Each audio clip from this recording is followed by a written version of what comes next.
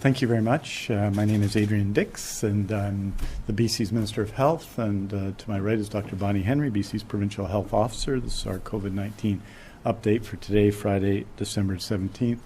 We're honored to be here on the territory of the Lekwungen-speaking people of the Songhees and the Esquimalt First Nations.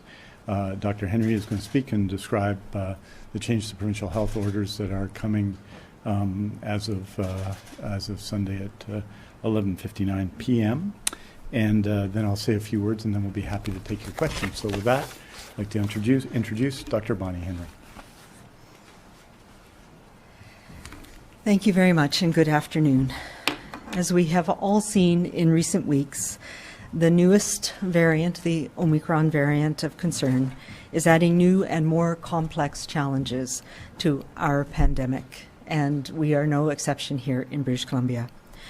Omicron is rapidly replacing the other variants here in BC, primarily Delta, the several different strains of Delta that have been causing infections around our province, and as we have noted, has rapidly started causing rapid increase in the number of new cases of COVID-19 that we're seeing, particularly in Vancouver Coastal and the Fraser Health Region and here on Vancouver Island. It is moving quickly, and so must we. This is, of course, not where we want to be. We were making good progress. We had turned the corner of the wave that we've been dealing with for the last few months here in BC, but it is the reality of where we are. And right now, we need to slow the spread and ensure that our healthcare system and our communities are protected. We will see more cases. We know now globally that this Omicron strain is replacing Delta around the world. It is more transmissible, which means that it can spread with even a smaller amount of virus. It is spreading more rapidly than before, and we need to flatten that curve. If we see rapid increases in cases, we know that a certain proportion of those people will need hospital care. Right now, most of the cases that we're seeing are in younger people that are more connected, so it's spreading very rapidly, but they're not having severe illness. It's mostly mild illness, and that is for a couple of reasons. One, because people are younger right now, and also because we have very high vaccination rates, and that is reflected in the people who are getting infected right now, where we have not had hospitalizations and people in the community who've had Omicron that we're aware of yet. But we know that we see the trajectory in countries around the world, and we're not going to be an exception to that. We will see rapidly rising cases over the next few weeks, and we need to take additional measures to slow that down so that we don't overwhelm our hospital system. One of the things that we also know is that if you are not yet vaccinated, if you do not have that protection that vaccination gives, this virus is spreading and more people are infected. You are at risk. Now is the time to get vaccinated. This virus will find you. We need to get vaccinated as soon as possible. Without a vaccine, you are at higher risk of serious illness and hospitalization. We know now with this strain that even if you are fully vaccinated, you can get infected, but it is a milder illness for most of those people. So we need to put in new measures in place for everyone. These are revisions to the orders that are in place now and will be in place starting on midnight on Sunday, so we'll start on Monday morning and extend through to January 31st, 2022. These amendments are about ensuring everyone is staying small, staying with the people they know, and with people who are vaccinated. Firstly, the events and gatherings order will be amended so to include all indoor personal gatherings, including at rentals, vacation properties, resorts, are limited to your household or the residents, plus no more than 10 additional individuals, or one other household. And this is if everybody is vaccinated. If you are unvaccinated or have members of your family who are unvaccinated, we cannot have personal gatherings in those settings right now. For events, on our BC vaccine card, Proof of vaccine with the BC vaccine card is required no matter the size of events. It no longer starts with events including 50 or more people, which has been the case for the last few months. In addition, we need to step up our scanning of the QR code. We know that that is the best way to ensure that these are valid QR codes, and they must be checked at all events.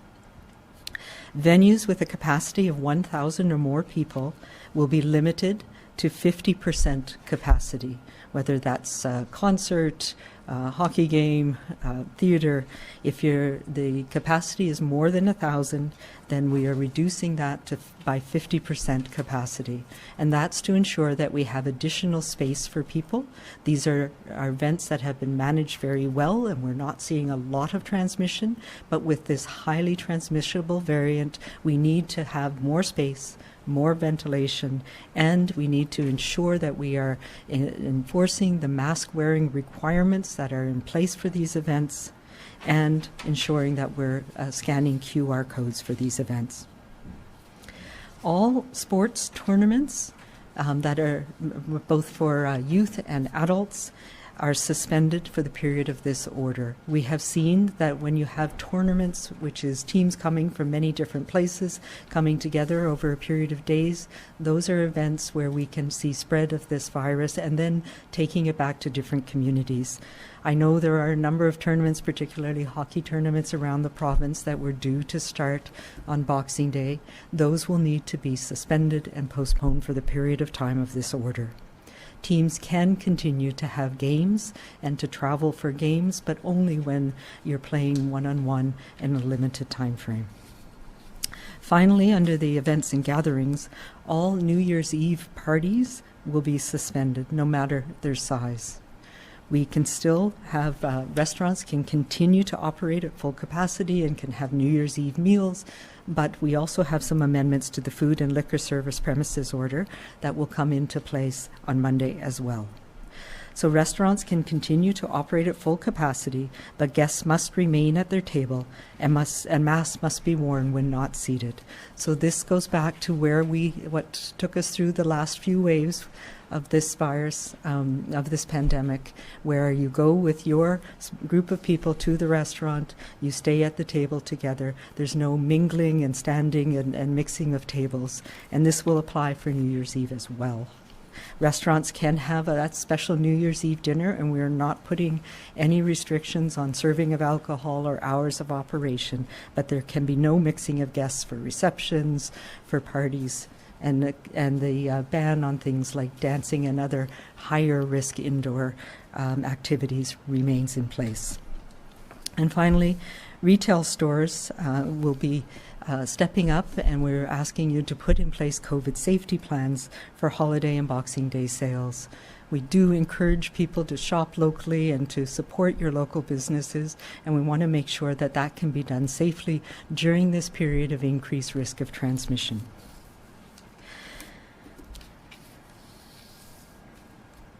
What we want to do right now is limit those holiday gatherings to be only with our family and close friends. And I know how important it is for us to spend time with people. We have been through a lot in this province, and we need to be with family and friends over this period of time. Excuse me.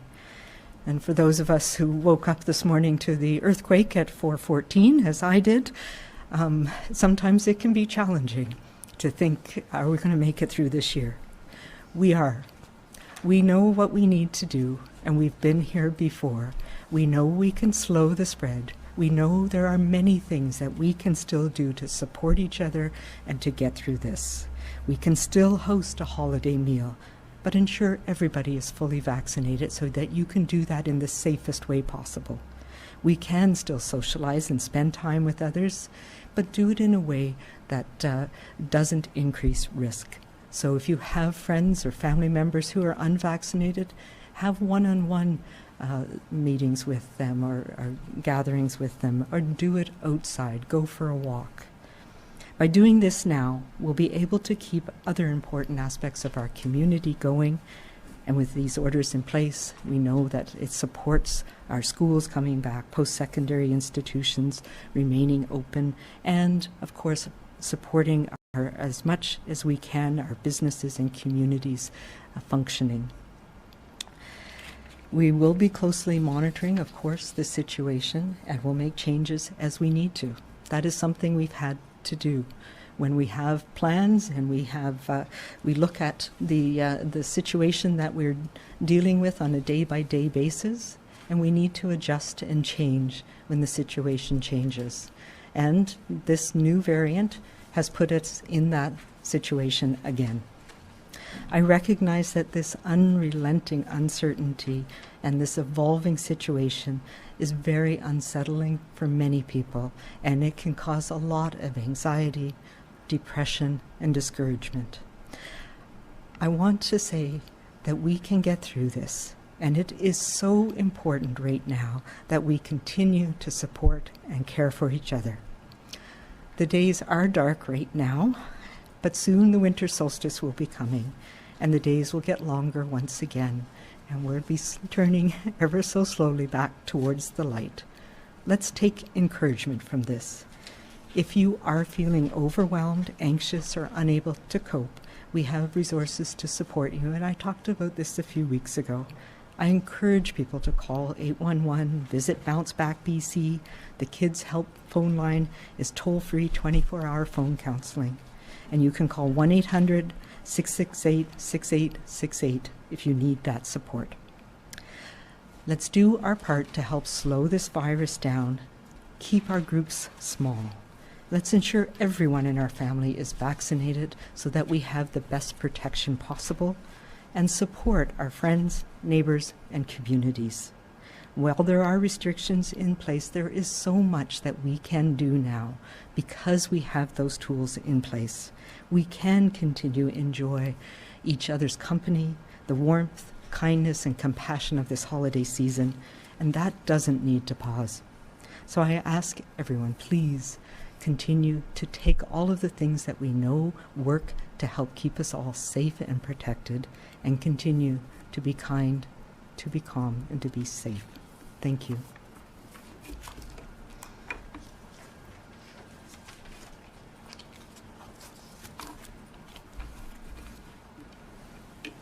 Thank you very much, Dr. Henry. And I wanted to start by expressing my appreciation to people in BC who have done so much together to help one another deal with the COVID-19 pandemic, to thank our incredible teams of healthcare workers, the more than 1,400 people who are working on contact tracing, which is not just a task of limiting the spread and finding out information, but supporting people in challenging times. BC, as you know, there are some provinces that don't really do much or any contact tracing. BC continues to be focused on them. I thank them. All the people involved in our immunization campaigns, in our acute care hospitals, in community care, in long-term care, and in assisted living, in community pharmacy, who are doing an exceptional job in challenging times. We've all made a difference, I think, by getting vaccinated, by getting our boosters when it's our turn, by making sure our children age 5 to 11 are protected with vaccine, by following public health orders, by adhering to public health guidance, by using our COVID strength. And always, we're moved with conviction, compassion, and understanding in adapting consistently to a vicious virus that lives to spread and spreads to live. This has not been easy, not for any of us. But almost 2 years ago, we committed together, I think, to fight. And we have done that every step of the way. And to have done so in such a way that supports one another as communities, as regions in the province, and as people. I want to note that as our pandemic experience has shown from the beginning, COVID-19 always has its own plans. Obviously, many of us who, if you'll recall last year, with limits on COVID gatherings, were unable to come together fully as families, had our own plans for these holiday seasons. But as it's shown, COVID-19 has its own plans. COVID's Omicron variant is highly transmissible, and each of us knows that with rising case counts around the globe, across Canada, and here in BC, we are once again called to act. And I want to note, as you know, today Nova Scotia announced its highest case count for COVID-19 ever. Quebec did the same. The Omicron variant of concern is now the dominant variant of concern in the province of Ontario. And then around the world, we saw, as you know, more than 87,000 cases announced today in the United Kingdom, more than 10 times our rate of transmission in BC. And if you can imagine what the struggle that people in that country are facing.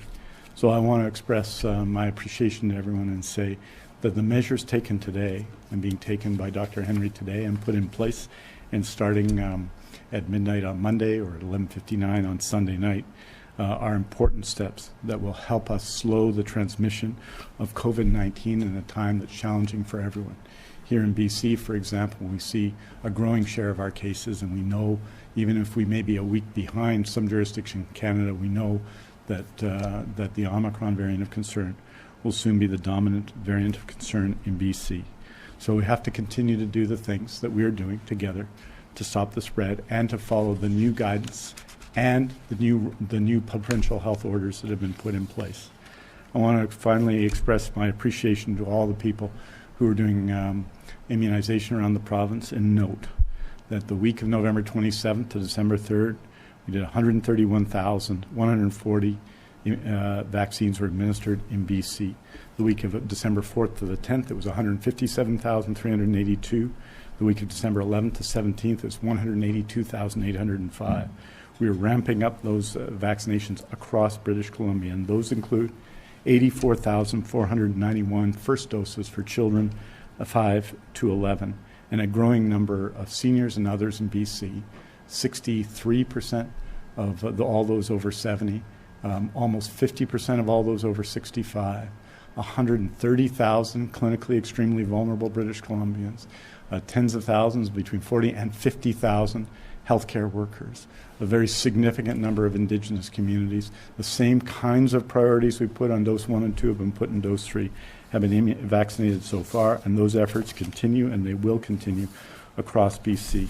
This is particularly true with growing vaccinations in the Northern Health Authority, which has seen its vaccinations in combination with the First Nations Health Authority in communities across Northern BC increase significantly in the last number of weeks. I want to encourage people in Northern BC, if they are eligible to be vaccinated, to book appointments.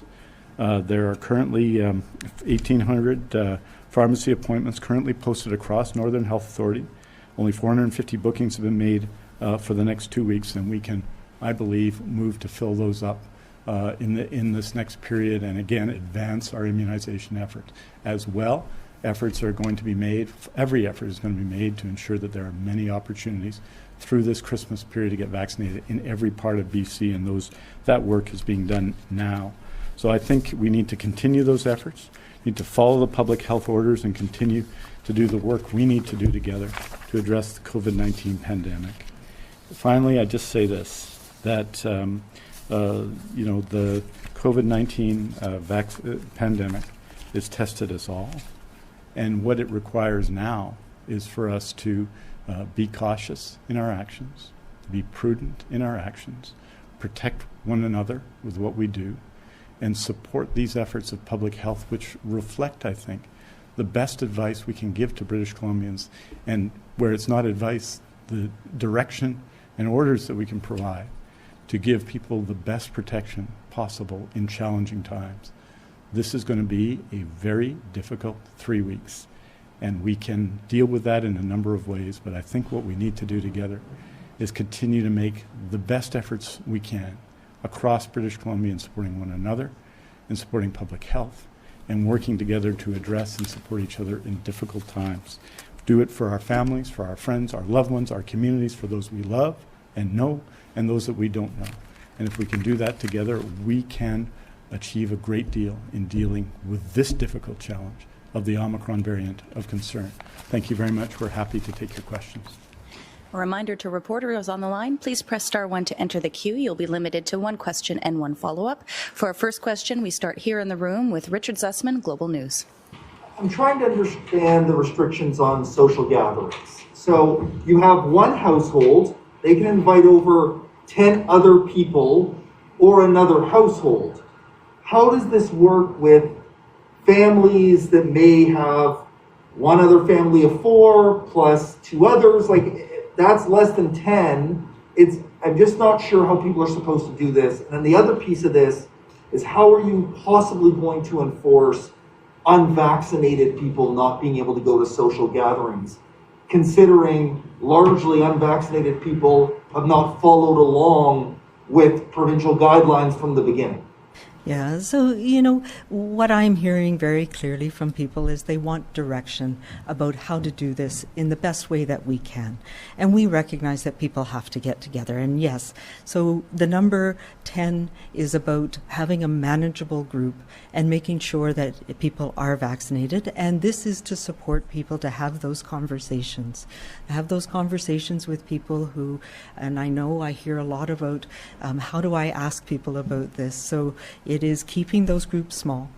It's about having those conversations about vaccination, having them ahead of time, saying, I'm having people over on this date for vaccinated people only, can you come? That's one way of having that conversation without putting people on the spot. But I think people want clear direction on what the limits are. So we say another household because sometimes we have very large households, and if you want to come together with two large households, then that's enough. Don't have additional people. But the answer really is to look at your own risk and to keep things as small as reasonably possible. But a limit of 10 is one that will mitigate the impacts if somebody happen to be carrying the virus. And it doesn't have to be 10. It can be fewer than that. So spend time with people that you want to spend time with or that you need to spend time with right now. Keep it as small as possible. Look at your own risks and look at the risks of the group of people that you're with. If you have people who are undergoing cancer therapy or immune suppression, keep it smaller than that. And make sure that that you have good ventilation, that you're in a larger space. Those are the types of things we need to think through over this holiday period. You mentioned anxiety. There has been a lot of anxiety created around the issue of booster shots and around the issue of rapid testing. There's nothing here announcing that those things are speeding ahead. I understand that boosters, we continue to be ahead of the curve in some regards, but so many other jurisdictions are shrinking that gap between second and third doses to fewer than 6 months. Why are we not shrinking the gap? Why are we not announcing today that rapid tests will be available to British Columbians like almost every other province? Like, what is taking us time to get to that point? Yeah, so there's a couple of things, and I'll talk about the booster program in a bit more detail. In terms of the rapid testing, we are working on that. We are in a situation where we have certain types of tests. We're working on how to make them more available, and we are going to be talking about that in more detail on Tuesday. And I can't tell you things that are not yet worked out. So more to come on that for sure.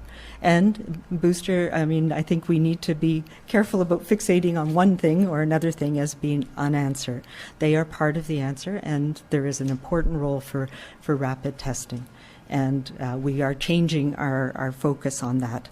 And we'll have more to say on that. In terms of the booster doses, we announced this program based on what the thinking that we've been doing around immunology, around looking at the data that we have from BC, from Canada, and globally around how our immune system works. And we know, we went very early on, as you know, to increasing the interval between dose 1 and dose 2, because we know that that gives the immune system better time to be able to mature and develop, particularly what we call the cell-mediated immunity.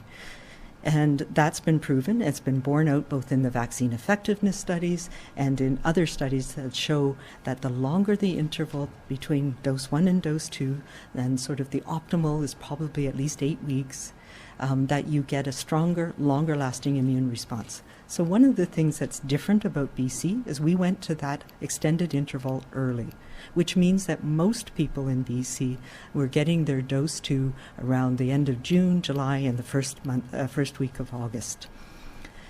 The second part is we also know that, and NACI has come out with this as well, looking at information about different programs around the world and the programs here in Canada, that extending the interval between dose 2 and a booster dose also gives your immune system time to develop a stronger, longer lasting response.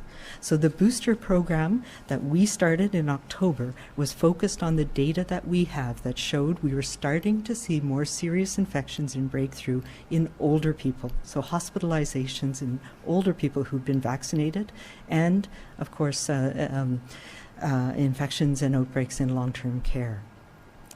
We know from all of the work on immunology that our antibody levels decrease over time, and that's antibodies are a protein in the blood, and if we had every antibody to everything we were immune to, our blood would be sludge. So we know that those go down over time. And what that means is that you may have less protection against that immediate response, and that can lead to infection, especially with a more highly infectious variant. So a smaller amount of virus can cause an infection.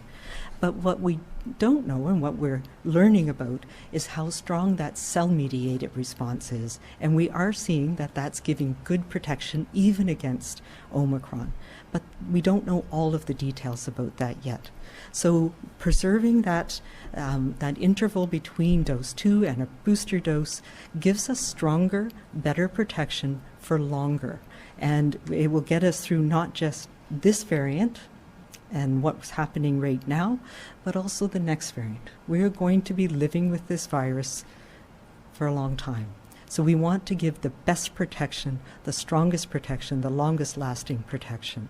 Initially, we had been looking at the data and expecting for younger people, we'd be able to extend that interval to about 8 months, because that's probably giving stronger, longer lasting protection for a longer period of time. But we've now moved it up, and we're focusing on ramping up our immunization program so that we can get most people at about 6 months.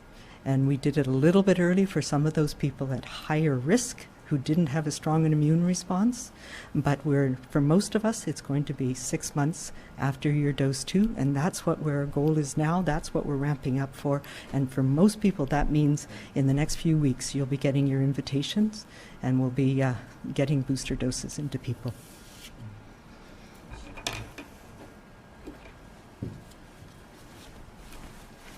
And just to add to that, Richard, I can't comment what people announce about the future.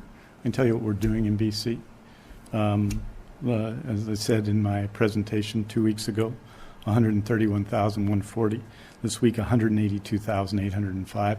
That's ramping up, not on paper, not in press releases, not in announcements, but where it matters, in immunization clinics across BC. How have we done this? By adding community pharmacy. I want to thank the BC Pharmacy Association for this.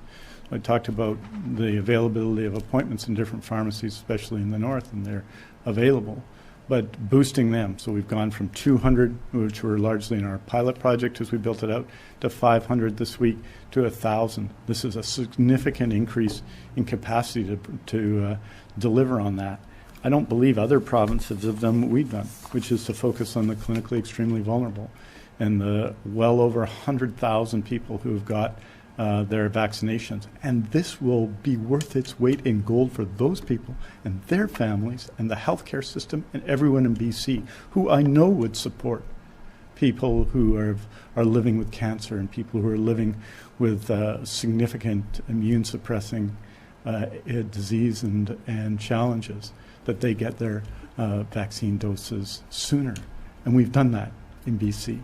We are setting the priority in the same medically based, science-based approach guided by public health as we've consistently done. And you see those ramping up. And I think that people can be proud of this effort on the ground. And I'm proud of British Columbians because they're getting vaccinated at a very high rate, 92% of all those over 12.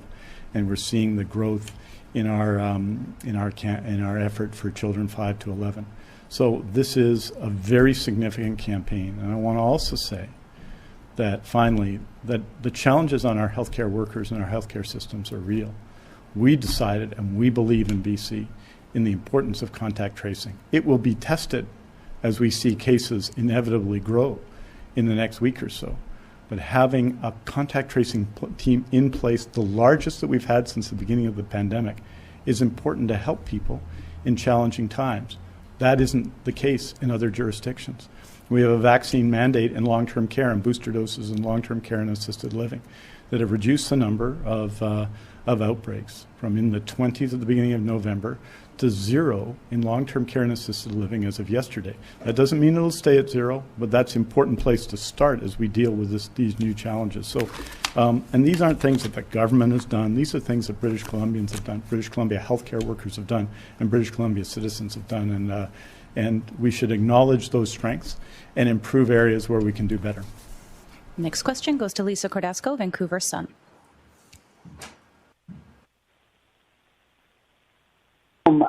Might have trouble understanding why you feel the risk of gathering in private settings with one other fully vaccinated household is the same risk as gathering in clubs with maybe 100 people. When we know that aerosol can be spread that way, and you yourself mentioned, ensuring better ventilation. So maybe we'll have a bit of a disconnect between those two. Yeah, so that in clubs we have limitations on what activities can happen in those settings. So people need to be at a table now. Particularly, we were allowing people to move around. The BC vaccine card is in effect, so everybody must be vaccinated in those settings. And now you must stay at your table as well. So yes, it's a balancing of risks and trying to keep the things open that we can with those measures in place. The other piece, of course, is mask wearing. And so in our indoor social gatherings, we tend not to wear masks. But those are important when you're moving around within a restaurant, a bar, or a club. And I know many of the clubs have not opened because we have had that prohibition on things like dancing and other higher risk activities within those settings. Lisa, do you have a follow-up? Yes. Do you have any data or any modeling to compare what the rate of transmission would be with this Omicron virus in British Columbia if you do not, impose any further restrictions versus the rate that we might see with these restrictions in place?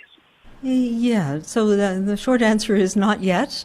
As you know, it takes a bit of time before we are seeing the numbers that help us understand that. So the modeling that we showed, particularly things like the reproductive number, was still based on mostly transmission of Delta variants, although we were starting to see the increase in Omicron. And as you know, that was creeping up above 1. And I believe that's the influence of Omicron, particularly, as I mentioned on Tuesday in Vancouver Coastal, where we started to see that really curve up very rapidly.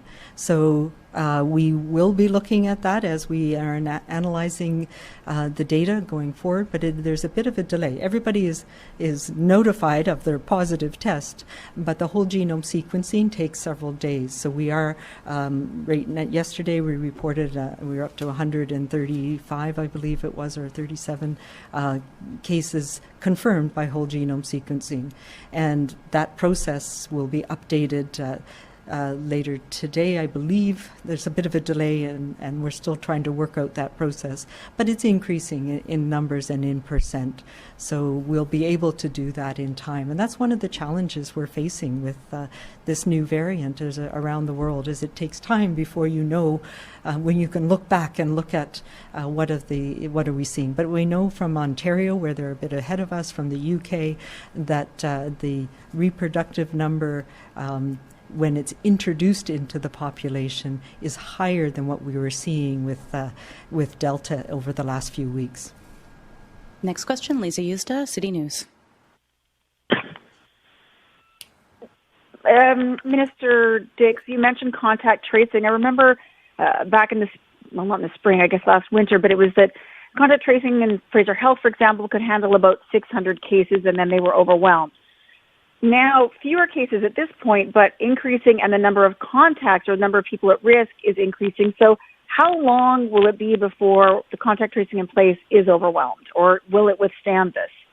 No, it will not withstand this in my estimations, and I've talked with my colleagues about this. These are things that we talk about a lot about public health practice, and what we will be doing, and we saw this in the north, with a much smaller number because we have fewer resources to be able to do that. So what we are working on and what we will be doing is prioritizing where we need to make sure that we are doing active contact management and clearly high-risk settings like somebody who's a healthcare worker, somebody who's in long-term care, in some of the congregate living settings. But then for people who are having milder illness, vaccinated, younger people, being able to self-manage and notify their own contacts, and we'll be supporting them in doing that.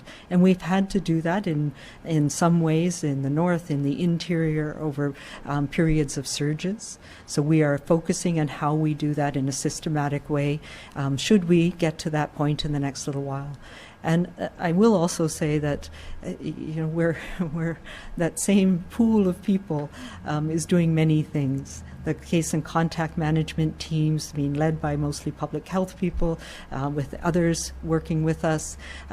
We're also people who do immunization, also the people who are working on the data collection and outbreak management. So it's not like we have teams that are able to do many, many things. So what we were doing is titrating up as we had our big bolus of second doses in the summer, and then as cases rose, many people were moved over to support the contact tracing and case management.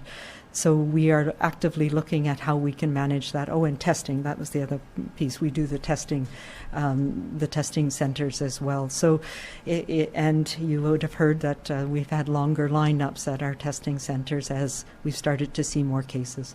So the measures that we're putting in place today are to try and address some of those things. What we are seeing is rapid spread in large groups, large parties where UVic, unfortunately, is a good example where there's large host parties with large numbers of people, and this strain is spreading very rapidly in those settings. But most people have very mild illness, so how do we support people to be able to isolate themselves and test? And what so part of what we're doing today is reducing the probability of having those larger gatherings and bigger spread.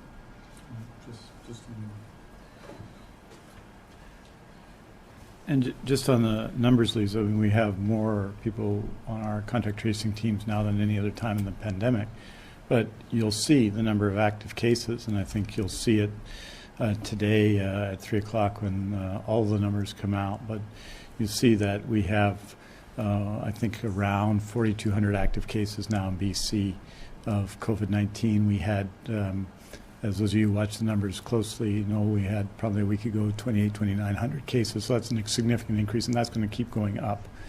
And so we've got a strong team and a strong network in place, but there's a point at which you have to assign the work amongst those people. And as Dr. Henry has said, it's the same teams of health workers that do contact tracing, but the same groups of healthcare workers who also do immunization, other work in public health, of course, work in other parts of the healthcare system as well. So that's the challenge we face. But that emphasis on contact tracing, we have the strongest teams in the country. But as cases grow, we're going to have to adjust our strategies to deal with a growing number of cases. And we've seen that in the last week, and we absolutely expect to see that in the coming days. We went, remember, from average cases in the 350, 360 range, 7-day rolling average at the beginning of this week, in the 300s anyway, to the case numbers we've seen, low 500s, high 500s yesterday, 759.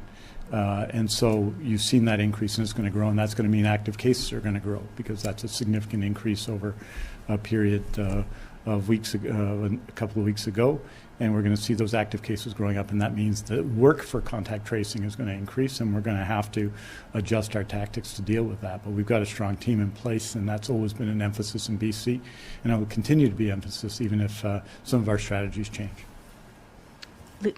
Lisa, do you have a follow-up? I do, and I think all of that is why people are so frustrated they don't have their hands on rapid tests right now.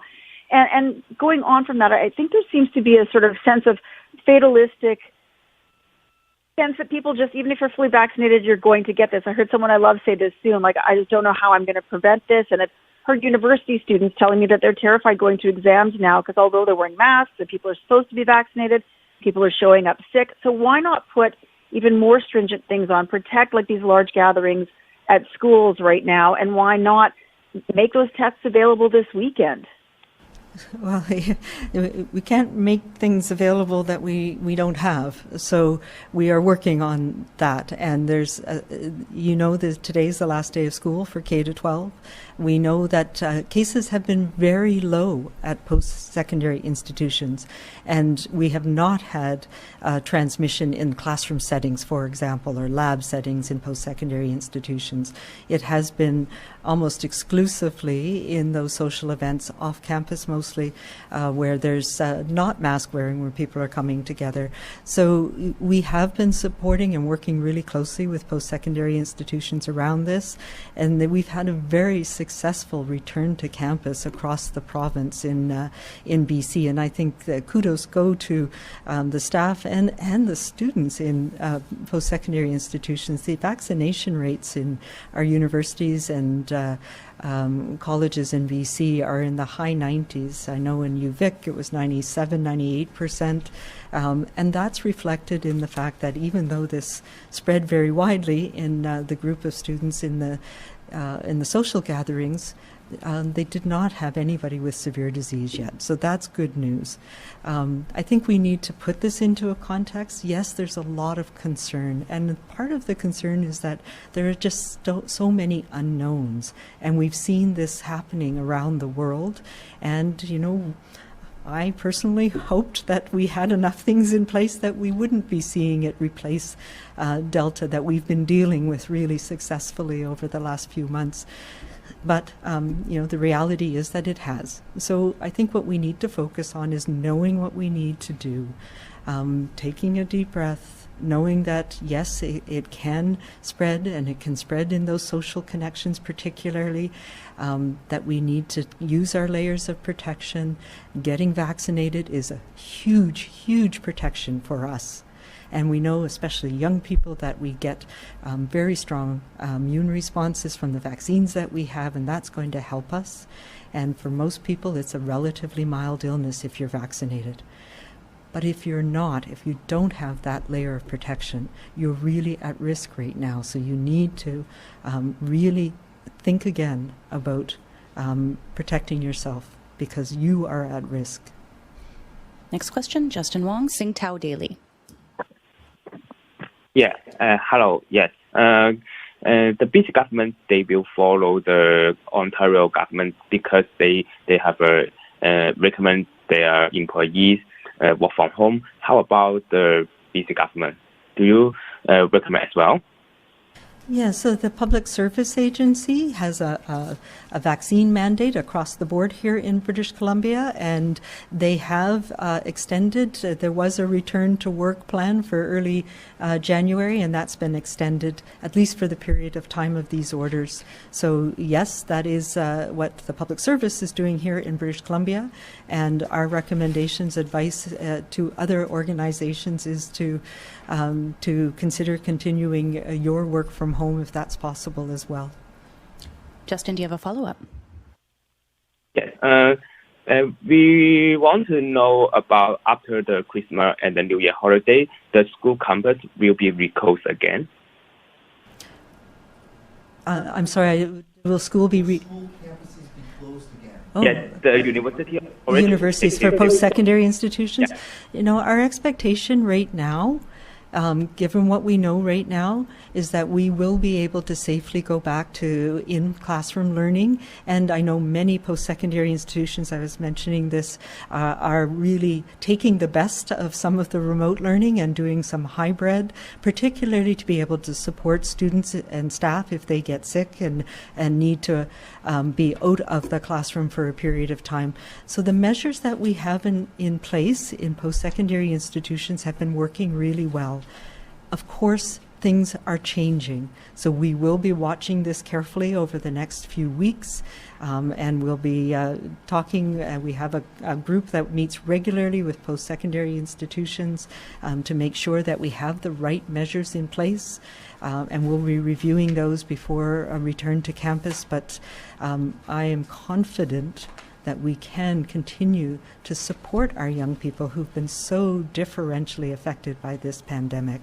And we know how hard it was for so many young people with the completely remote learning last year. And it is important.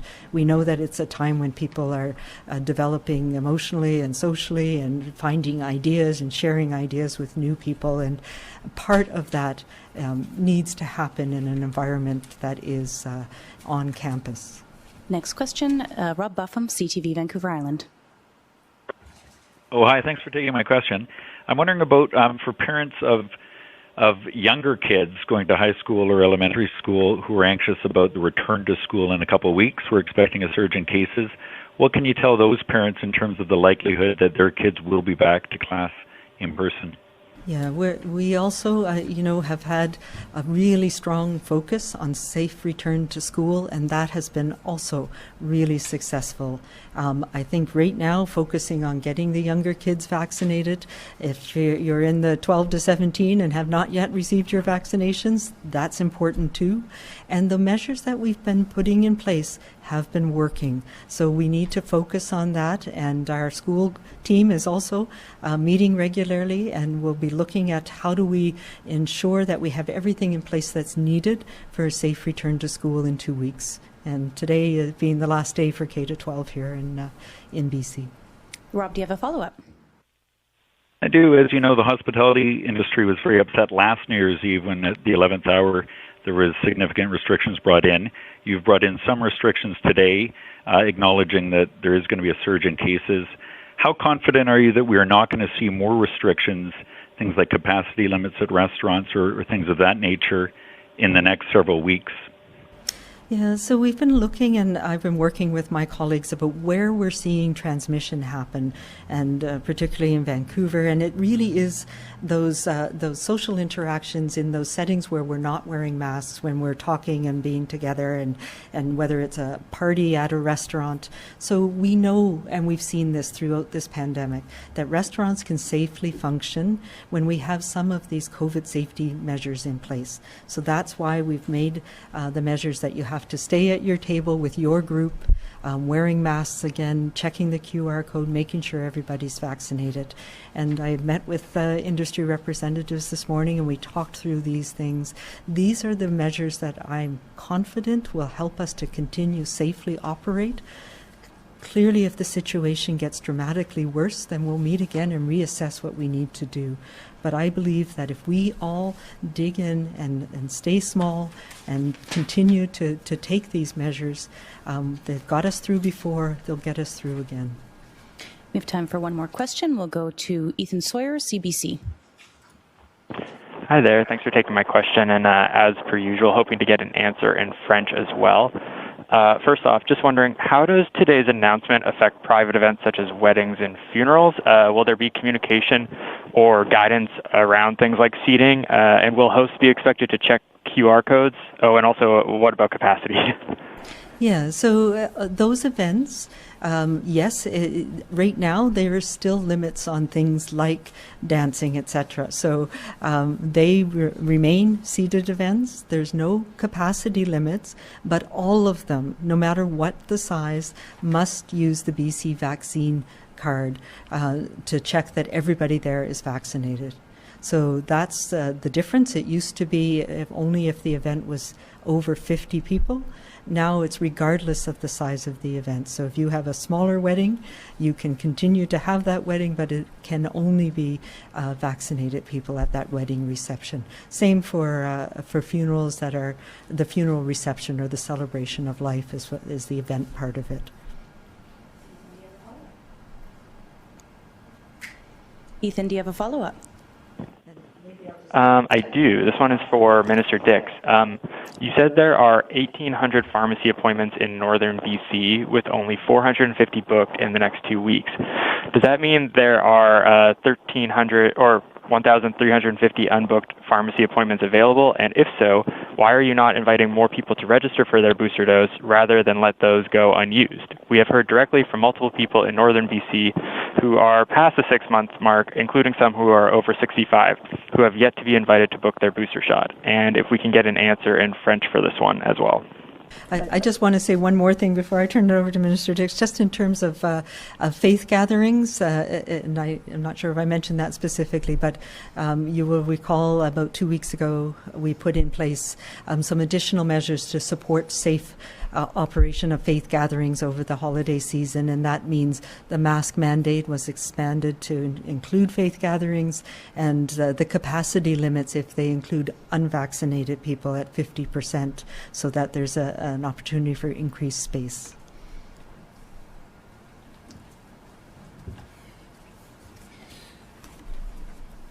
Yeah, so just to give you a sense of where we're at in the north, we've significantly increased in the last couple of weeks immunizations across the north. Of course, all of long-term care, assisted living, independent living, long-term home support, short interval healthcare workers and acute care health workers have been completed. Clinically extremely vulnerable have been offered a dose. 35,298 northerners have received their third or booster dose. And this is lower than it should be. 3,914 children aged 5 to 11 have received their booster doses, and we are continuing to look at offering more opportunities. The point I made is, and we're sending out lots of invitations to book across BC, that there are opportunities available. We are creating new capacity, and there is the possibility right now to book appointments. So we're going to continue to manage the system. I think the overall effort at managing the system led by Dr. Penny Ballum has been excellent to date. We are obviously working, and there are appointments available in communities across the north. We're adding new places where people can be vaccinated, and we're working hard to ensure that, because there's been some discussion about vaccine clinics that are going to take periods off and stat holidays off and so on. Holidays, working hard to see we have a maximum opportunity for everyone in the north to get vaccinated. But what I'm saying is that we're, in fact, adding capacity to the booster dose system, and you see that, and we manage invitations to ensure that we use those vaccination appointments. So that's what's happening. I think that the vaccination in pharmacies is a bit new and people are adjusting to it, but what I'm telling people is there are some opportunities for those of you who received your invitation to book to get booked. Basically, we have a very similar number. You've got to look back 6 months. We're meeting the test. I think it's 688,000 people across BC have received their third or booster dose, and we're going to continue to do that. I think Northern Health is doing a very, very good job under very difficult conditions.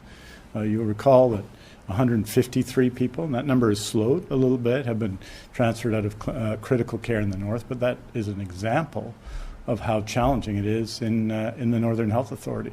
Currently, we've added resources from other health authorities, so people from Vancouver Coastal and others have gone up to support our Northern Health vaccination efforts. So that system's been managed very effectively through Immunization BC to balance those things off. And what can I say? We're making progress. So those are the numbers that we have in terms of both 5 to 11 clinics where there's availability right now, and also pharmacy appointments available across the north, and we'll look to expand those as people fill those spots. But I'm saying that those spots are available, je dirais en français, aux 2 points, dont la Régie de santé du Nord ou de la Colombie-Britannique a fait de grands progrès dans la vaccination, surtout dans les communautés telles Fort St. John et Dawson Creek, où on a ajouté des gens qui ont été vaccinés pour la première fois et pour la deuxième fois.